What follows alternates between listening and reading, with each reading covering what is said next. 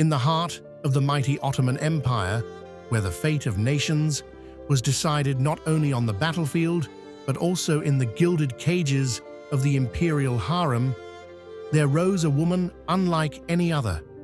She was not born into power. She was not born into wealth. She was not even born free.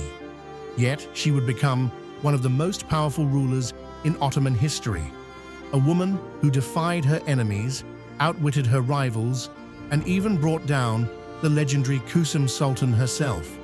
Her name was Turhan Sultan, and this is her story. No one knows exactly where she came from. Some say she was born in Ukraine, a daughter of a noble family, stolen by raiders and sold into slavery. Others claim she was just another nameless girl, one of many captured in wars and traded like a commodity. But fate had great plans for her. She was taken to Istanbul and gifted to the harem of the Sultan. There she was chosen to be a concubine of Ibrahim I, the unstable and unpredictable ruler of the Ottoman Empire. At first, she was nothing more than a girl among many, a shadow in the grand halls of Topkapi Palace. But she was watchful, she was clever, and she learned quickly that the harem was a battlefield, where the most dangerous wars were fought with whispers and alliances, not swords and spears.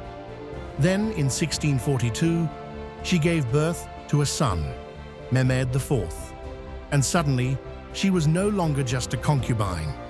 She was now the mother of a future sultan. But being the mother of a prince was no guarantee of power.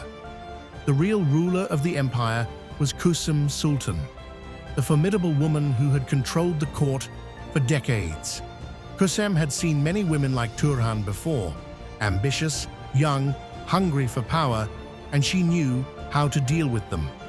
So when Sultan Ibrahim was overthrown in 1648 and his young son, Mehmed IV, was placed on the throne, it was Kösem who declared herself Valide Sultan, the Queen Mother, the real ruler behind the child Sultan. Turhan, the boy's actual mother, was sidelined. She was expected to remain silent, to watch from the shadows while Kösem ruled in her son's name. But Turhan refused to be forgotten. She gathered allies among the court, forming secret alliances with the powerful janissaries and key statesmen. She watched and waited, knowing that her moment would come. And then she made her move. The halls of Topkapi Palace were always filled with whispers, but in 1651, those whispers became deadly. Kösem Sultan had begun plotting to replace Mehmed IV with another grandson, one who would be easier for her to control. When Turhan heard the news, she knew there was only one way to secure her son's throne. She struck first. On September 2nd, 1651, Kösem Sultan's enemies moved against her. In the dead of night, Kösem's guards were bribed or turned. The palace doors that once protected her were now left unlocked. As she slept, assassins crept into her chamber. Kösem awoke to the shadows of men standing over her, silk cords in their hands. She fought, she begged, she screamed for her loyal servants, but no one came. The woman who had ruled the empire for so long, who had toppled sultans and commanded armies, was strangled in her own chambers, just as she had ordered the deaths of so many before her. The empire now belonged to Turhan Sultan. With Kösem dead, Turhan was finally the most powerful woman in the Ottoman world. Unlike her predecessor, she did not rule only through manipulation and fear. She was a visionary, a strategist, and a builder. She became regent of the empire, ruling in her son's name while he was still too young.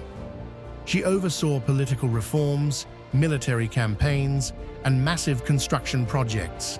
She commissioned the Yeni Mosque, one of the most beautiful structures in Istanbul, and strengthened the navy to protect the empire's borders.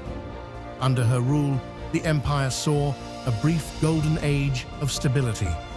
But she also knew when to step back. When her son, Mehmed IV, finally came of age, she did something extraordinary. She voluntarily gave up power. Unlike Kösem, she did not cling to the throne until it consumed her. Instead, she lived out her final years in quiet dignity, watching from the sidelines as her son ruled the empire she had secured for him. Turhan Sultan's story is one of ruthlessness, survival, and wisdom. She was a slave girl who became a queen, a mother who fought for her son's throne, and a woman who ruled an empire from behind the veil. She defeated the most powerful woman in Ottoman history, yet unlike Kösem, she knew when to let go. And that, in the end, is what ensured that her legacy endured. Today, her name is not as infamous as Kösem's, but those who study the Ottoman Empire know that without Turhan Sultan, the history of the empire might have been very different.